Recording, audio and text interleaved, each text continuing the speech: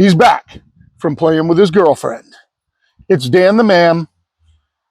He's still trying to figure out what's going on. He may want to leave, but he's staying with me. What you doing, Danny? You're going to get purple on your head, Danny. And he's eating grass. And you're eating grass. He's exhausted.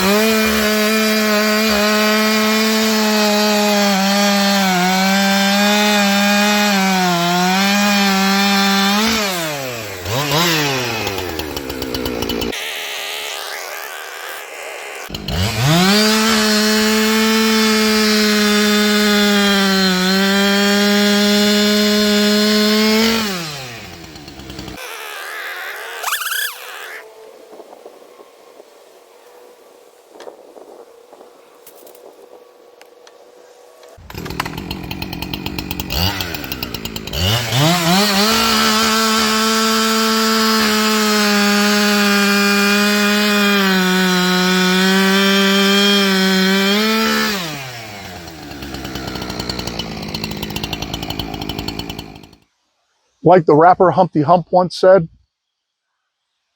I once got busy in a Burger King bathroom. Welcome back, Sawmill, everybody. My name's Bill. This is Pirate Solutions Forestry. And up here on the mill, I have a super straight, super symmetrical, super heavy, super long, 15-foot white pine. That is 2122, depending on which way you measure it.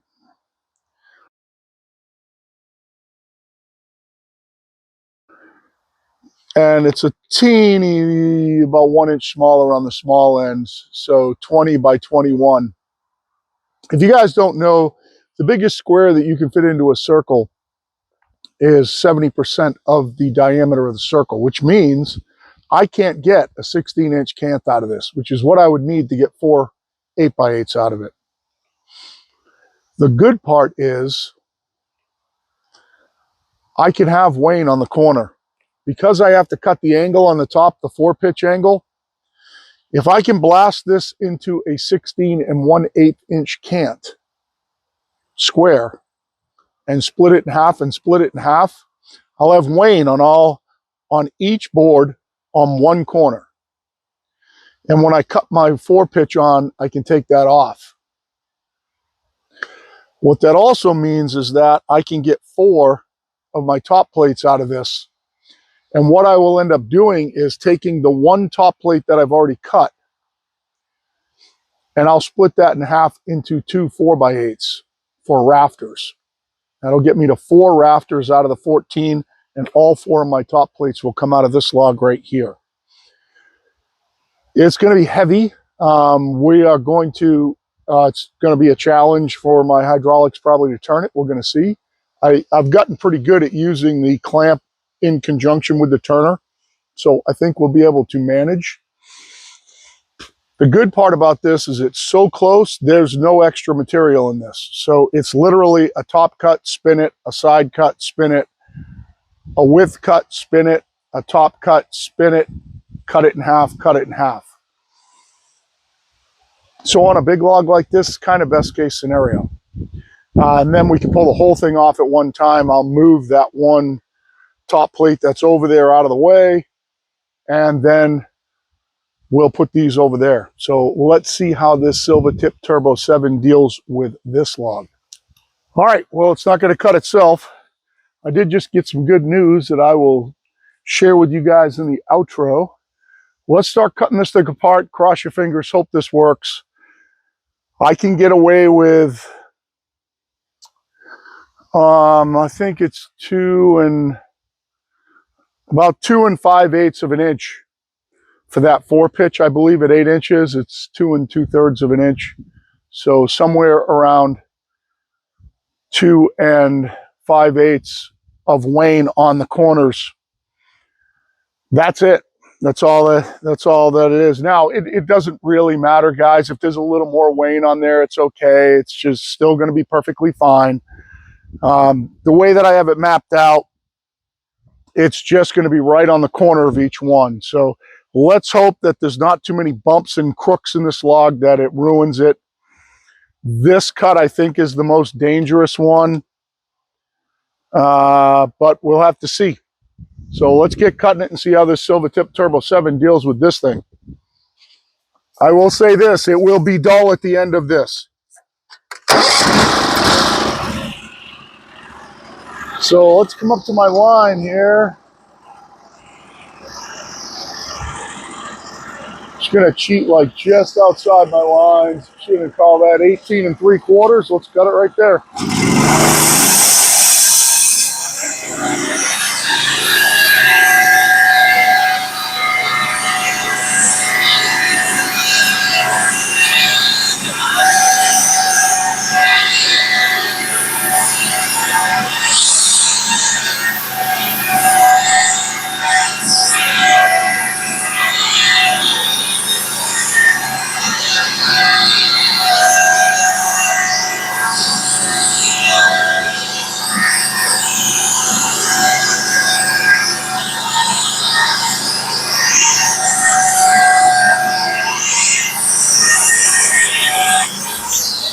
So far, so good.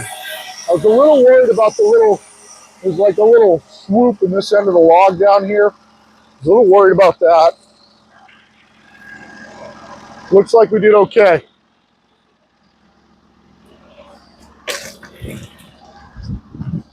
Big monster slab cuts. Got to try to get them centered. And let's go back and spin it and cut the side off it.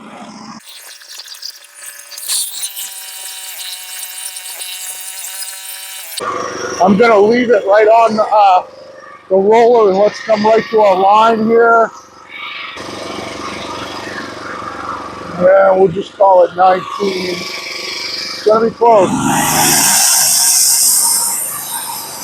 And close down my throat just a hair.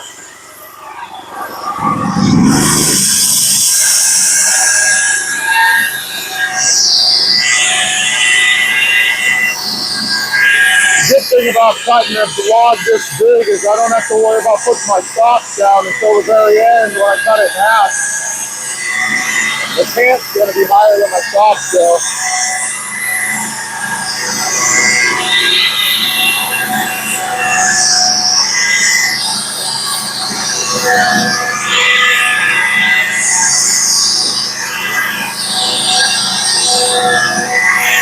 Here's the swoop. Cross your fingers. I think we did pretty good. I think we did pretty good. We might have this thing whooped.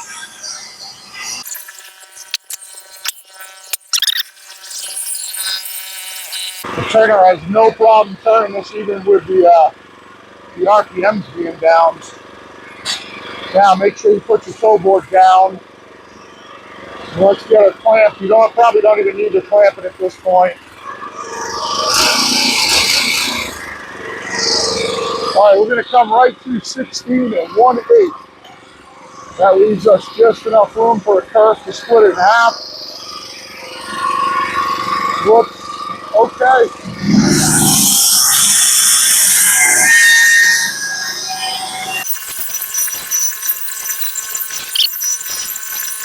Man, I think we might have pulled this off, guys. Cross your fingers. The other side's a little fatter than the other sides. This is a really good opening face on this side. I'm going to have, I think, minimal wane on these.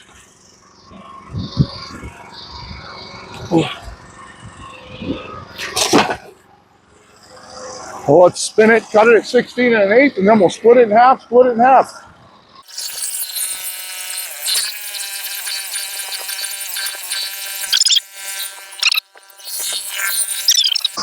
All right, let's go a 16 1/8. Looks good.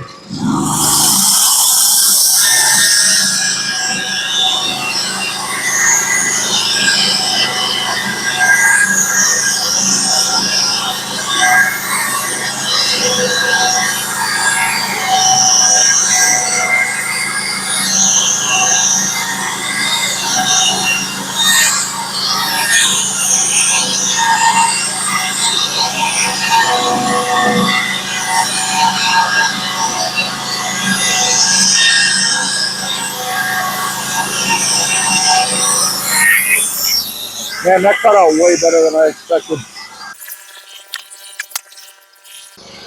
Got 9 minutes in it so far. Let's cut it in half and cut it in half. And actually, it's good that wane over there helps my thing clear at 8 inches. So we're going to cut it in half at 8, flip it on its side, cut it in half at 8.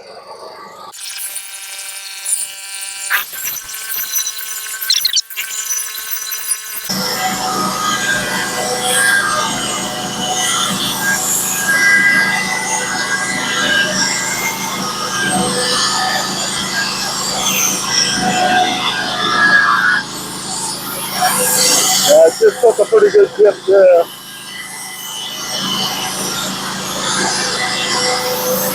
The good thing that'll be on the side of that. Let's get up above 16 1/8, go back, flip it on its side.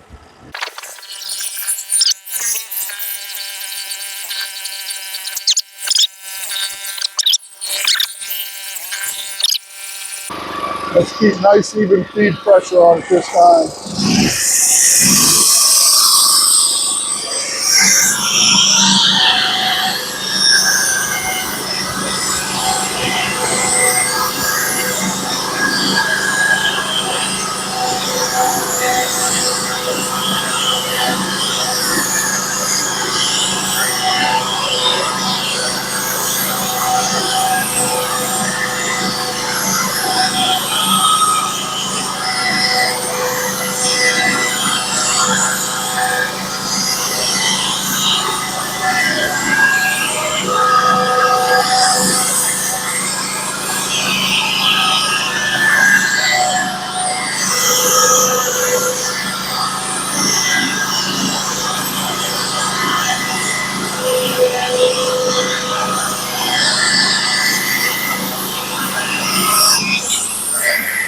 Awesome.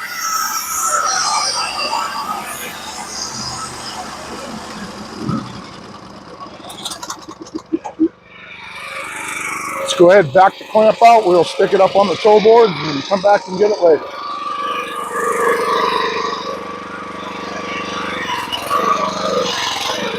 Oh yeah, I can see that wave I cut down there. It's great that that's on the side. That'll end up being on my face. And it's only 1/8 of an inch. I'll show it to you.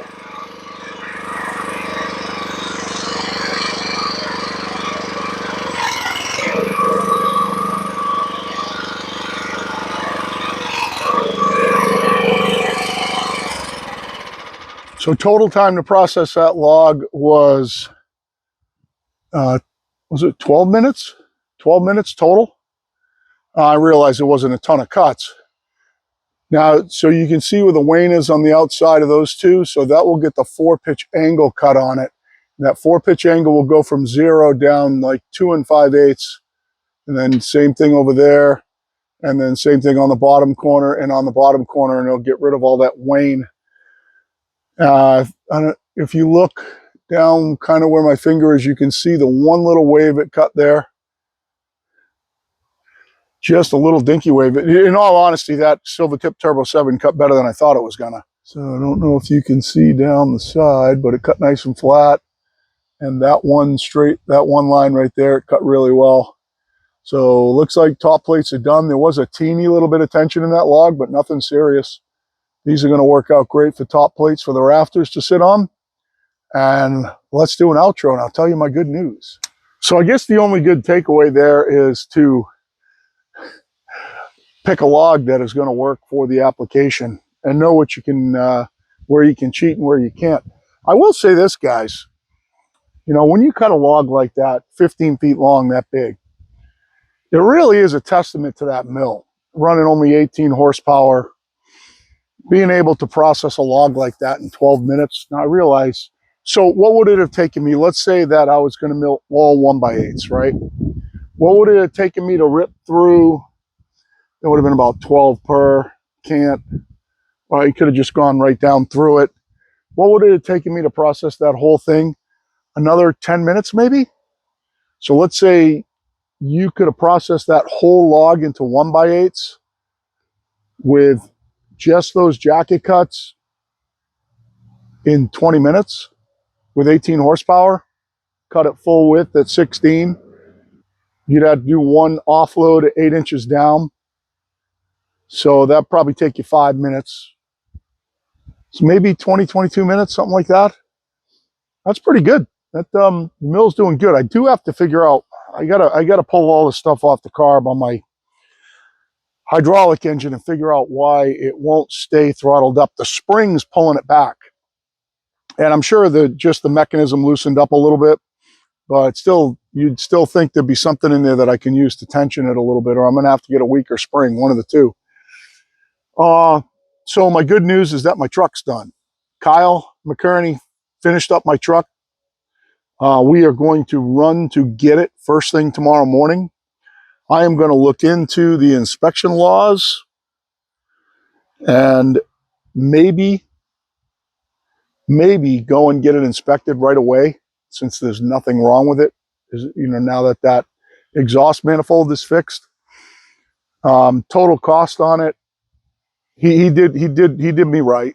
So it was less than I have been quoted at other shops, significantly less. And if I could just get one more year out of that truck, what it'll allow me to do is it'll allow me to, rather than digging into our accounts, I can squirrel away money all year and save some money to buy. I'm going to have to buy something used, but I want something used decent. So I don't want to spend $25,000 on a used truck. If I could get into something between 10 and 15, I think that would be reasonable. Maybe something a little bit older, but that's not destroyed. We will have to see, because I don't want to finance something, and I'm not going to spend $80,000 on a new truck. It's just not going to happen. So, if I can keep that truck running, I'll keep it. And when it finally won't pass inspection, I'll just junk it. But it has treated me right, so dumping a little bit of money into it was well worth it. It hasn't given me a minute of problem for years. And yeah, I'm back in business. So that's the good news. Guys, make sure you hit the thumbs up. Make sure you leave a comment if you have a question, if you have criticism, anything, leave a comment for me. We now have his basic structure ready to go. I'm going to put that other top plate back up on the mill and rip it in half into 2 rafters. The width on the rafters is 4 inches, but it's not going to matter if they're 3 7/8 wide. So that's going to go with the other rafters. Those are going to get slept for now, and we will have to come up with a way to tilt them on the bunks to our desired angle, which is 18 point something. Not sure exactly off the top of my head, but it's 18 point something.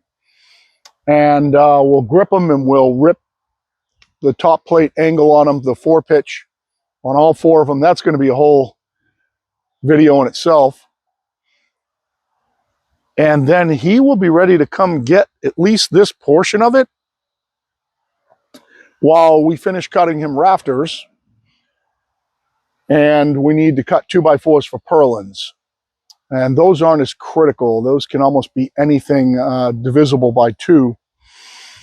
And then he's just going to put a metal roof on it, and we have got to probably afterwards cut a whole bunch of 1x material to sheathe the thing. We're going to see how much we have after we edge through that whole mess over there, and we will have to make a determination how much more we need to cut. But it's good because it's getting these pine logs out of here for now.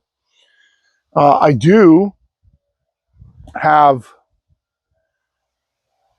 a 16x12 shed to cut coming up. Not mine, for a customer.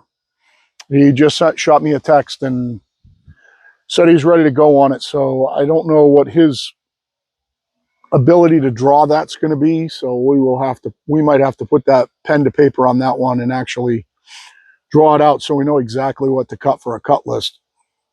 See how he wants to handle that. But anyway, for now, for Danny and myself, when we cut that 16 by 12 shed, I'm going to have to look around. I have enough logs here over 16 just to cut the long dimensions on the base and the top plates. And if he wants a ridge beam, we'll be able to manage. That's pretty much it. Like, share, subscribe. Hit that notifications bell if you haven't already to know when a video comes out from us.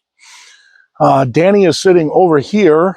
I tried to get it because he was hunting over here so that you could see him, but now he's sitting over there with his chin on that top plate. Hey, Pirate Solutions out. Thanks for the watch.